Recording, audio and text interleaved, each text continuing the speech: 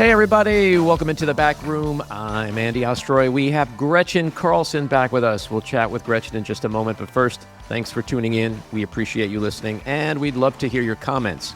So email us at backroomandy@gmail.com and or post on our social media, and we'll read some feedback next time. And if you like the podcast, please rate and review and follow or subscribe, and you'll be notified every time we post a new episode. So Gretchen Carlson is an internationally recognized advocate for women's rights, whose bold actions against Fox News chairman Roger Ailes helped pave the way for the global #MeToo movement. A former CBS News and Fox News journalist, author, TED Talk alum, and champion for workplace equality, Gretchen was named one of Time magazine's 100 most influential people in the world.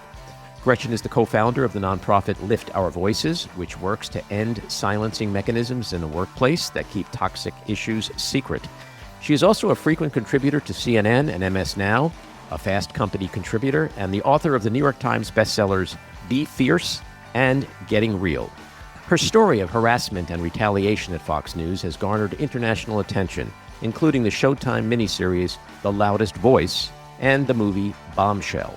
Her signature achievement is the passage of the Ending Forced Arbitration of Sexual Assault and Sexual Harassment Act in March 2022, one of the biggest labor law changes in the last 100 years.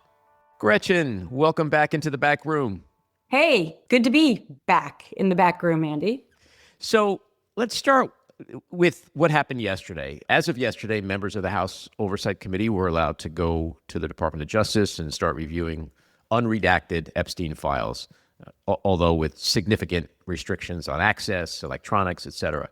Congressmen Ro Khanna and Thomas Massie, who have been at the forefront of trying to get accountability and justice for the survivors, they found many instances of men whose names were redacted and who were implicated, including Victoria's Secret billionaire businessman Les Wexner, who was Epstein's primary client, and who is named in the files by the FBI as a co-conspirator. So why the hell was his name redacted? Well, I think that this is going to be the biggest find from members of Congress being able to go over there. I mean, I think we all sort of implicitly knew that they were redacting these names, obviously, because there were big black marks from the senders of the emails. But this is not only against the law based on what Congress mandated for the Department of Justice to hand over, but this is just a complete slap in the face to not only the Epstein survivors, but to any survivor. And I would go as far as to say a complete slap in the face to every single American, because this is now in the forefront of many Americans' minds. They want the answers, and they're waking up this morning and they're saying, are you effing kidding me that they thought they could get away with not naming the names of these people? It is so infuriating that they're trying to cover up. And by the way, they knew that they were inviting members of Congress to come over there and look. Right. So, I mean, even if you're just like investigator 101, you would understand that they're gonna talk about this. And I'll add one more thing, and I hope he does this. Thomas Massie has said that he's going to go to the House floor and he's going to name off all of these people because he can, without any kind of consequence, because he's a member of Congress. And so I hope that that happens. But it's just one more example, Andy, of how this entire process has been cloak and dagger. Yeah.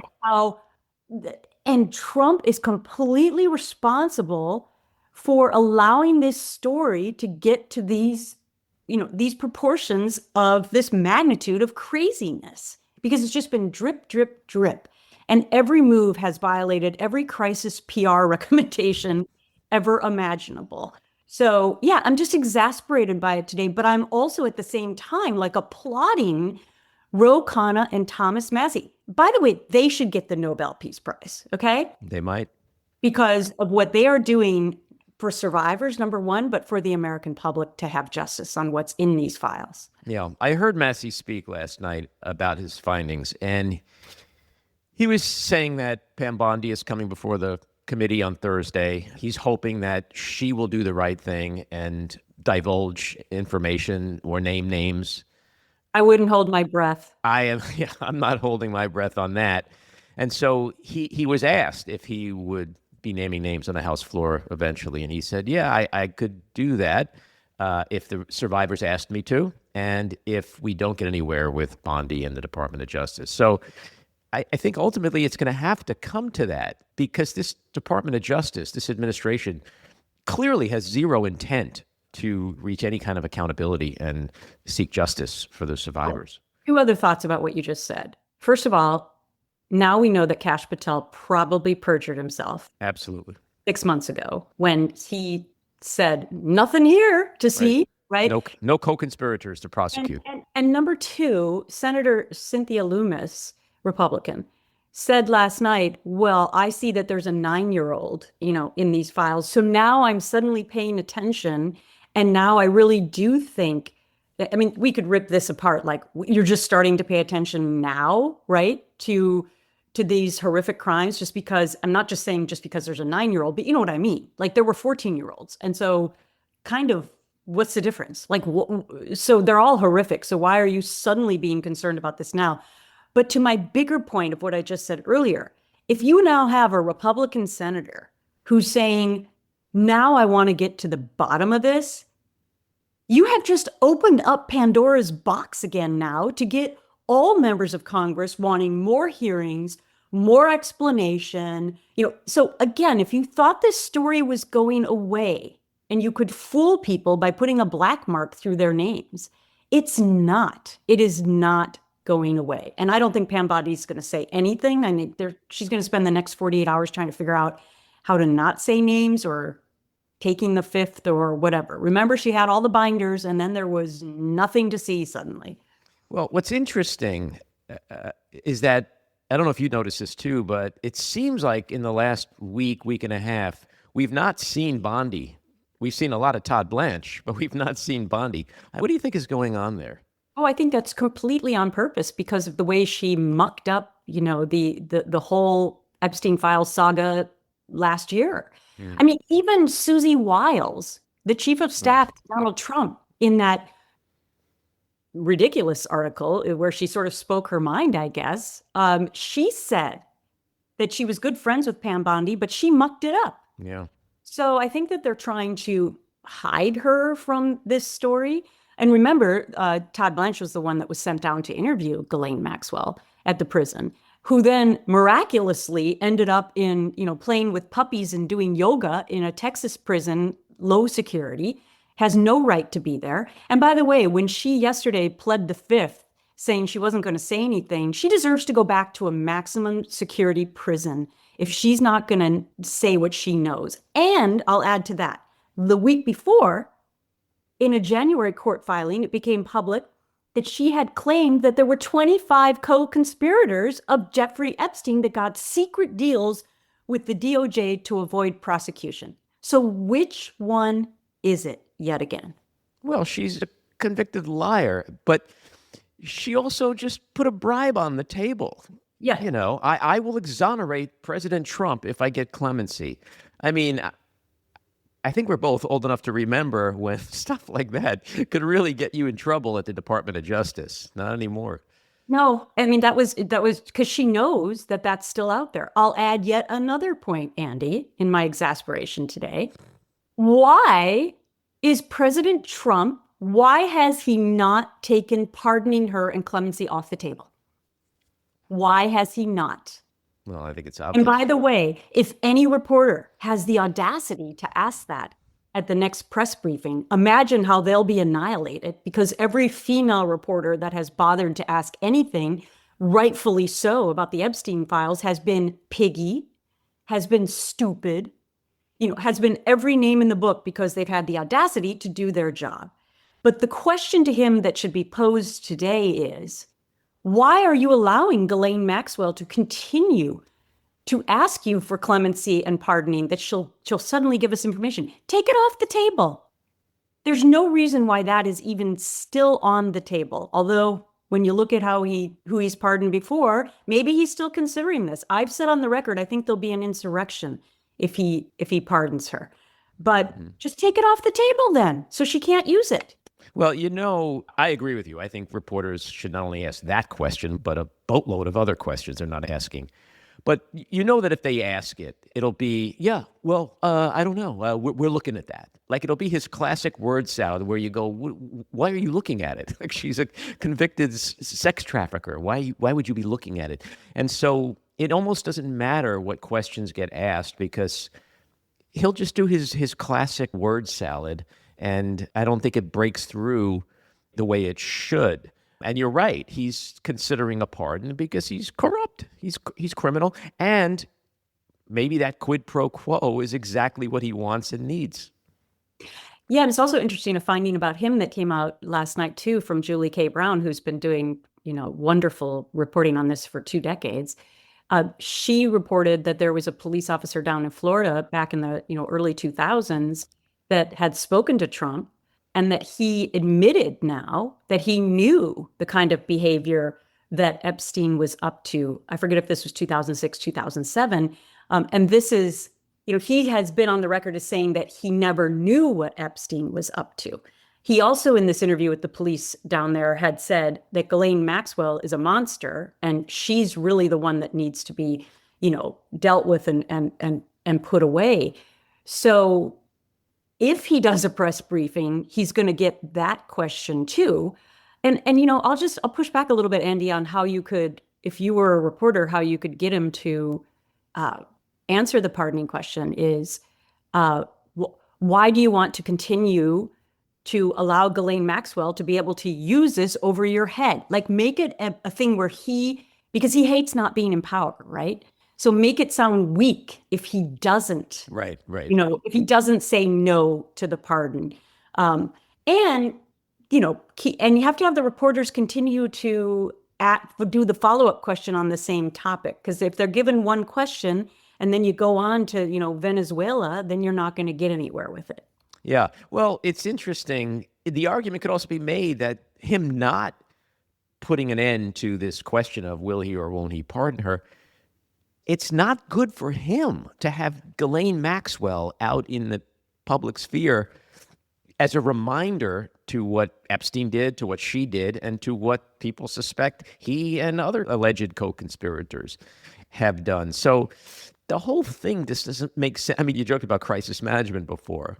Like, if we were running a crisis management firm, we would literally say, okay, here's the plan going forward. Everything you've done so far, stop.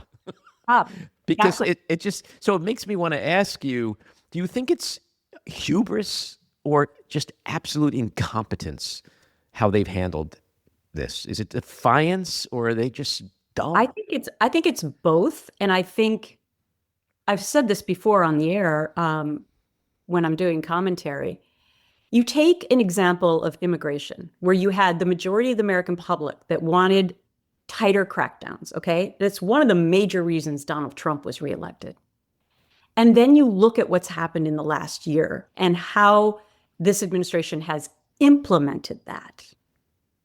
That is where nothing appears to work, right? I mean, when you look at how he's just plummeted in the polls with regard to what the American public thinks about the immigration tactics of ICE. Mm-hmm. And so it's like they take a good idea and what the majority of Americans seem to be on the same page with them on, and they totally F it up in implementation. Mm-hmm. And so one then has to go back to the first Trump administration and say that those were lifelong Washington people that were advising him, mm-hmm. right? And you had chaos, but you didn't have this kind of chaos, right? He was being reeled in. Now, granted, he got rid of those people soon thereafter, but mm-hmm. he, for the most part, brought in another Washington person, and that person tried to reel him in. In this administration, you have none of that. No. And I think that if I were to analyze this over the last 10 years, that's where you have this complete mismanagement of what appeared to be a good idea and just going into chaos. And we could take every single topic, Andy, and talk about it in that way. The economy. Absolutely. Tariffs, the Epstein files, anything that matters to Americans, we could take that same argument to.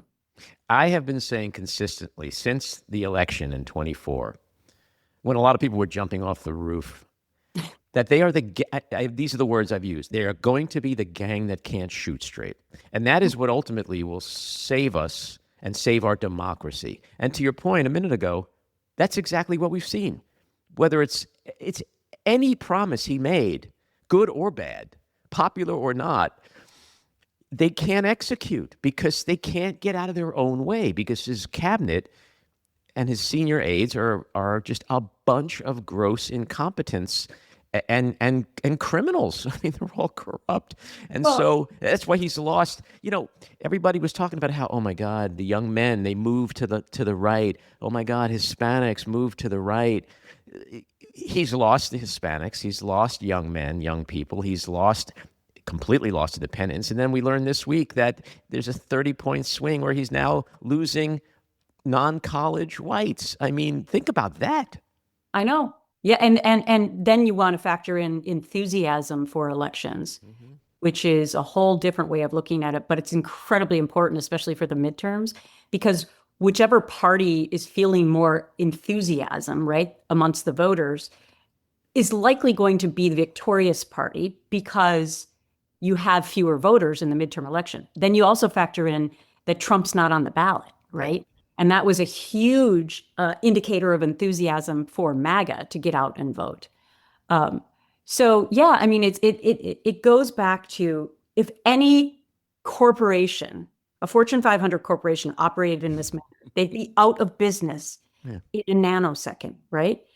And I'll just not like I want to throw Trump a bone, but they actually have done well on the border for what the voters wanted. So if I'm speaking from what the majority of Americans said they wanted when they voted Trump back in, he actually has cracked down at the border, right? But that's not what they focus on. So again, they muck it all up. And then he gets all mad because he didn't win the Nobel Peace Prize, because he's not being acknowledged for stopping all these wars and for his success in this and that, because you muck it up in every other way. And that's the part that's missing here. So to your point of, is it hubris or incompetent? It's both. It's like the whole thing put together, because there's really nobody steering the ship. It's like if you had all yes men inside of a company and on your board, that company's going to fail. And if I watch another cabinet meeting where they all go around and for 2 hours tell him how wonderful he is. Well, you know what's funny? Because I try to find the comedy in anything because it keeps me sane. And I've done, my whole life, I've had to look through the lens of comedy. Yeah. When I watch those when I watch those cabinet meetings, they are comedy meetings. What I love to watch is, like, I'm over the sycophants, the ass kissers. I love watching him feigning surprise at the ass kissing, right? So it's almost like the same joy I get when I watch, like, the Oscars and they focus on all the nominees, and I watch to see the loser and how they're going to react. That fake. Oh yeah. They're dying on the inside, but they're just trying to. They know the camera's on. So when Lutnick or whoever, or Scaramucci calls him Buttlick and Nutlick, two great nicknames. So when they say something, they fawn all over him. He's like, It's like, no. There's no You basically told them to say this. Yeah. It's a requirement to be in the cabinet. Yeah. Whoever thought that expertise just went out the window, and it's just butt kissing that gets you to that position. One other thing I'll add, though, and I don't mean to be Debbie Downer on this, but you were talking about the polls and how they've just swung completely in the opposite direction of if the election were to be held today. I do still worry about young men. Back to the Epstein topic. I still worry about how they have been, for lack of a better word, brainwashed by podcasters and, But they flipped. The big influential ones have flipped on him. They have, but the Nick Fuentes of the world, the white nationalists, I worry that while we're seeing this flip in the polls, that a lot of that has gone into the hearts and souls of our young men. Some of them, or perhaps even most of them, for sure. But as you know, these days, our elections are won and lost on the margins. And if 25% of the young men, 20%, even 10% abandon him. That could move the needle when you consider Right. all the other constituencies that the Democrats Right. have. And you're talking about who gets elected. I'm talking about how we survive Oh, culture. culture. Yeah, that's Yeah. that's well, that's deprogramming, and that. But look how fast so many of his constituencies that put him over the finish line have already abandoned him. I don't know if it takes that long for people to realize, you know what, that man broke my heart. He lied to me, and he's just full of shit. And the more Joe Rogan, the more Andrew Schultz say that and question these policies, young men they care less about politics than they do about cool podcasters like Joe Rogan. So, I agree with you, but I don't think they're a lost cause, but it is culturally a phenomenon that we have to deal with for sure. Yes, because I totally agree with you on policies that you can be swayed back 180 degrees in a short period of time. My concern is like deeper of young men, I think, liked the Joe Rogans of the world because they were telling them that women shouldn't be equal, Right. and that men should have more power again at work, and that it should remain a patriarchal society, right? Mm. Those are harder things to turn back the clock on. Yeah. Well, It's those things may never go away. I know, and that's Sadly. my bigger Debbie Downer concern today. Yeah. I know maybe in the short term we got to try and swing the electorate, but in the longer term, with regard to how we look at women in society in particular, I still am going to be worried. You mentioned earlier that if Maxwell got clemency or a pardon, that there would be an insurrection. I tend to agree with that. But how much of this do you think is breaking through to MAGA in the way we all want it to? Because if we remember, this, for some strange reason, this Epstein scandal is the thing that gets their, underwear in a snit. And, thank God there's something that a hill that they want to die on. And he promised them, there's this rich, powerful, elite, deep state cabal of sex trafficking Democrats and whoever, and where you put me in White House and you put the Republicans back in Congress, and we're going to take down this deep state and we're going to get justice and throw all these perverts in prison, blah, blah, blah. Now, of course, he's like you said, nothing to see here, folks, and they've been upset. But the last week, 2 weeks, 3 weeks, 4 weeks, there's so much that you would think they will and should be enraged about. Do you think it's breaking through that way to at least a part of them? No, because I don't think they've ever really cared about the survivors. First of all, I'll just say that. I think they cared about what you just laid out, which was bringing down a bunch of Democrats. And then secondarily to that the MAGA is, very much feeling like they suddenly, nobody ever looked out for them, right? And so Trump started to do that and started to elevate their power in society, and that he was going to bring down the deep state. So I think those two things, I don't think that I think they're less interested in it now if they see that other Republicans might be brought down. And the only thing that I can hope for is that it's the influencers that are breaking away. And I do think that they could have an impact on them. But now I'm starting to think that MAGA maybe doesn't even want to get to the bottom of the Epstein files anymore. I don't know. What do you think? Well, from the people I've spoken with who came out of MAGA, to them, it's a big deal. Okay. And they say it's always been about the kids. I think you're right. I mean, look, I remember at Trump rallies the first time, and I'd see women wearing T-shirts with an arrow pointed, and it was like, he can grab my, what, anytime. Oh, I'm like, God. really? What about your 13-year-old daughter? Can you grab hers too? So I think you're right. I think they view the whole survivor thing way differently than you and I do.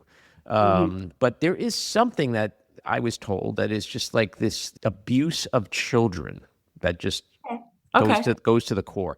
And so again, I'm hanging my hat on if there's just one thing that they focus on that upsets them, great, and let it be this. But it's hard to tell. His popularity among Republicans is still up around 90%. So it's does anybody care on the right about any of this stuff? I don't know. See, I think once it went into the full American public sphere, meaning, a lot of these things that you and I think about daily are only inside the Beltway, right?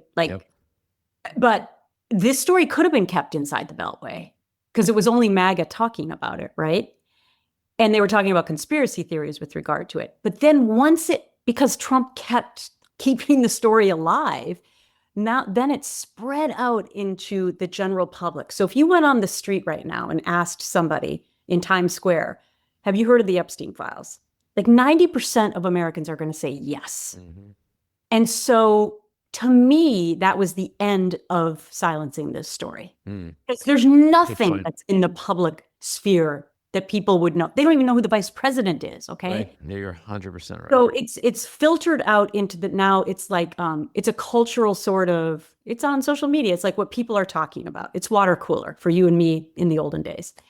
So does it really matter if MAGA is pushing it anymore? Because it's all out to so many other Americans who are asking about it. So that's the way I'm looking at it now. I don't really care what MAGA thinks about it anymore. Mm-hmm. I mean, I like when the influencers start to ask questions about it. I think that's impactful. But like for a voter down in, Alabama, Arkansas, Ohio, wherever they are, that's MAGA, I'm not sure that's flipping the needle anymore. I think because it's so far into the general public now, right, that it's way past MAGA carrying this or caring about it. Just my analysis. That's a good point. In our last couple of minutes is a couple of observations I want to throw at you from Massey and Khanna going to the Department of Justice yesterday. The first thing is they spent 2 hours and they went through 40 documents. There's millions of documents. Look what they found in 2 hours in 40 documents, which begs the question, what the hell is in the rest of them? But what's interesting is that later that day, Todd Blanche announced that they are unredacting the Les Wexner stuff. So it's a rare admission of error, mistake, however you want to call it. But there is progress being made, and I think the administration is a little scared.